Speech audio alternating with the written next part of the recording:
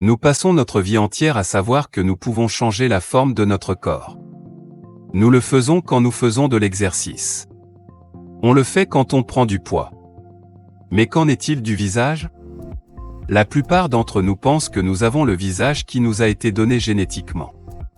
Que certaines personnes sont plus chanceuses que d'autres, et qu'il n'y a rien à faire pour cela. Mais les preuves montrent le contraire. Nous pouvons changer la structure de notre visage pour le mieux. Tout simplement en changeant certaines habitudes que nous allons voir dans cette vidéo. La première chose que vous devez savoir est que vous pouvez améliorer la structure de votre visage. Tout d'abord, nous pouvons modifier le développement de notre visage. Par exemple, si l'on fume, si l'on a des problèmes de dents, si l'on a une altération posturale, ou même si l'on a une moins bonne vision d'un œil que de l'autre. Le problème se pose lorsque l'on veut comprendre quelle part d'une asymétrie est due à notre génétique. Et quelle partie est causée par de mauvaises habitudes. Pour répondre à cette question et pour comprendre ce que nous pouvons changer à notre asymétrie faciale, une étude réalisée en 2014 a évalué 147 paires de frères et sœurs jumeaux. Ils ont cherché à savoir quels facteurs modifiaient la symétrie du visage. Et comme ces paires de jumeaux sont génétiquement identiques, il est possible de comprendre avec eux quels sont les facteurs qui influencent réellement le développement du visage et de sa symétrie. Vous pouvez comparer le jumeau qui fume avec le jumeau qui ne fume pas, par exemple. L'étude a également montré que les jumeaux qui dormaient sur le ventre avaient une plus grande déviation du nez et du coin de la bouche vers un côté que les jumeaux qui dormaient sur le dos ou sur le côté. Par conséquent, le mieux est de dormir sur le dos ou sur le côté. Évitez également de fumer. Les os du visage peuvent bouger. Il existe des forces passives, comme la position de sommeil, qui vont les déplacer. Mais qu'est-ce qui peut réellement déplacer un os? La même chose qui fait bouger tous les autres os du corps, nos muscles. C'est central. Parce que notre développement musculaire, et la tension que ces muscles du visage, de la bouche et du cou génèrent dans les os, sont la clé d'une bonne symétrie faciale. Pendant une grande partie de leur évolution, notamment au cours de l'ère paléolithique, les humains ont trouvé des aliments beaucoup plus difficiles à mâcher que ceux que vous et moi mangeons aujourd'hui. Cela a eu deux conséquences. Premièrement, ils ont développé davantage de muscles masticateurs parce qu'ils les utilisaient davantage. Et deuxièmement, au fil des ans, cela leur a donné une mâchoire plus développée et une arcade dentaire plus large. Ce qui est une bonne chose. Parce que plus j'ai de place dans ma bouche, moins je risque d'altérer l'alignement de mes dents ou d'avoir des problèmes avec mes dents de sagesse.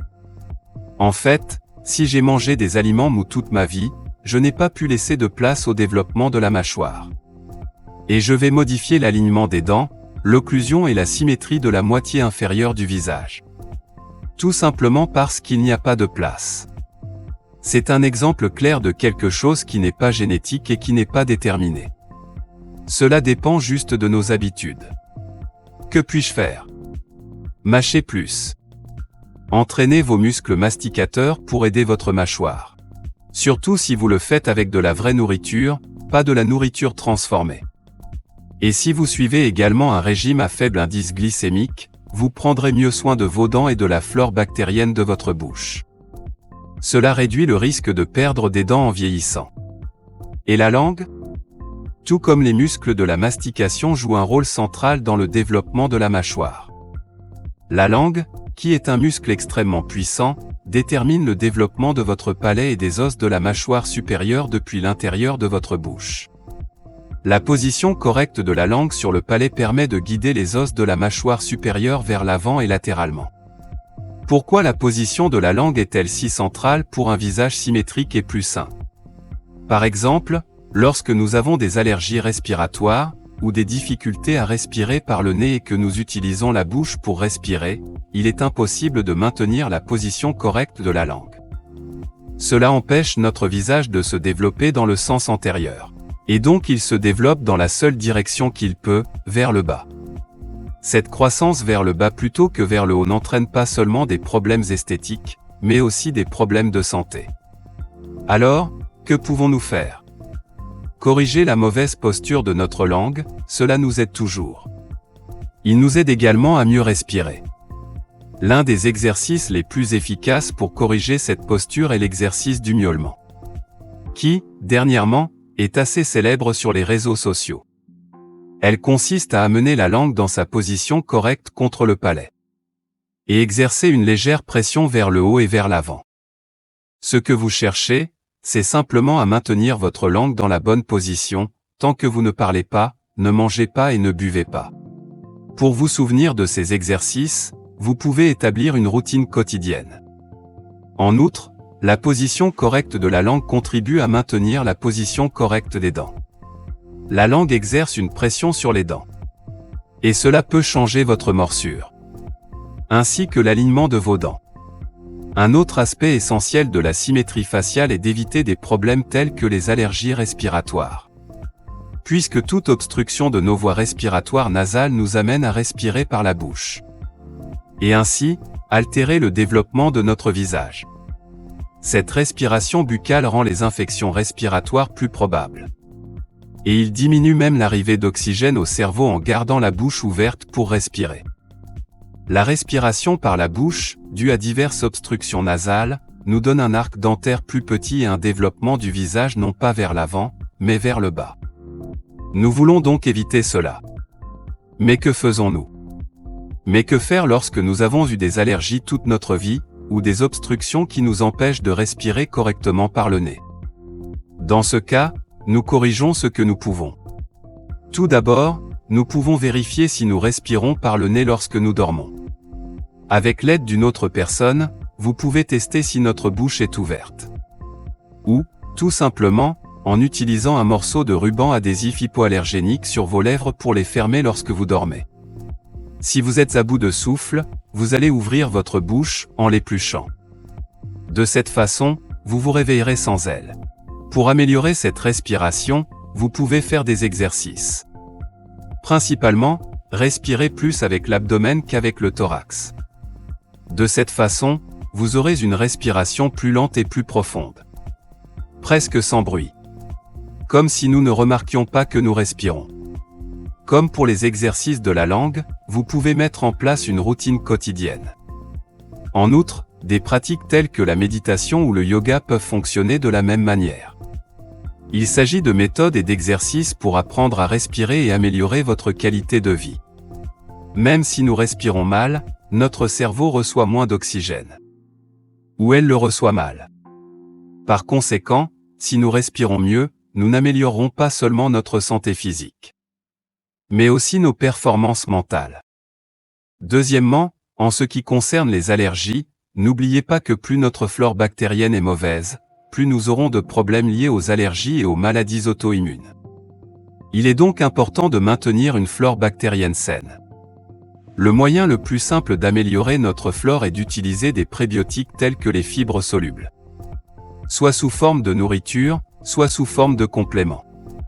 Que sont les prébiotiques, me direz-vous? Les prébiotiques sont des substances alimentaires qui nourrissent des groupes sélectionnés de micro-organismes qui vivent dans l'intestin. Ils favorisent la croissance des bactéries bénéfiques par rapport aux bactéries nuisibles.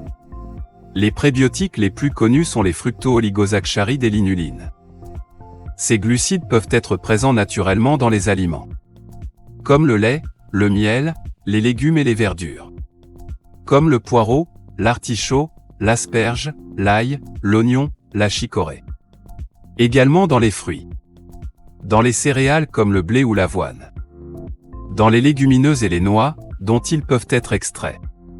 Mais, si vous ne voulez pas manger ces aliments, ou bien il est difficile de le faire à cause de votre travail, il existe des compléments prébiotiques artificiels que vous pouvez ajouter à n'importe quelle boisson.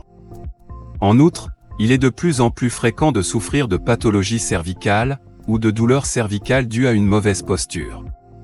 Il est très difficile d'avoir un bon schéma respiratoire, ou un développement harmonieux du visage, si notre tête est déplacée vers l'avant. Mais, comment corriger ce problème postural que de plus en plus de personnes ont? Nous pouvons, d'une part, faire des exercices d'alignement cervical. Comme nous l'avons déjà mentionné, vous pouvez faire ces exercices à la maison. Si vous pratiquez le yoga ou toute autre activité physique, cela peut vous aider à améliorer votre posture. En d'autres termes, plus nous sommes informés sur notre propre corps, plus nous pouvons l'améliorer. La combinaison de ces exercices au fil du temps permet de corriger l'alignement du cou. En outre, nous compensons le fait d'être assis à un bureau toute la journée ou d'utiliser un téléphone en permanence.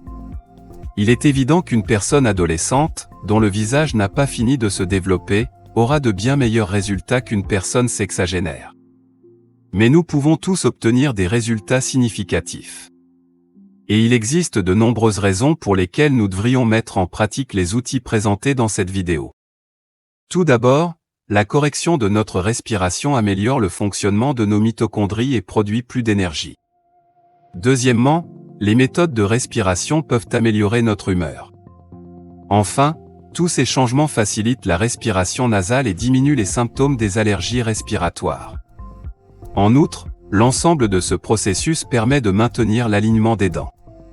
Il est inutile de suivre un traitement orthodontique si j'ai un petit palais et une mauvaise position de la langue.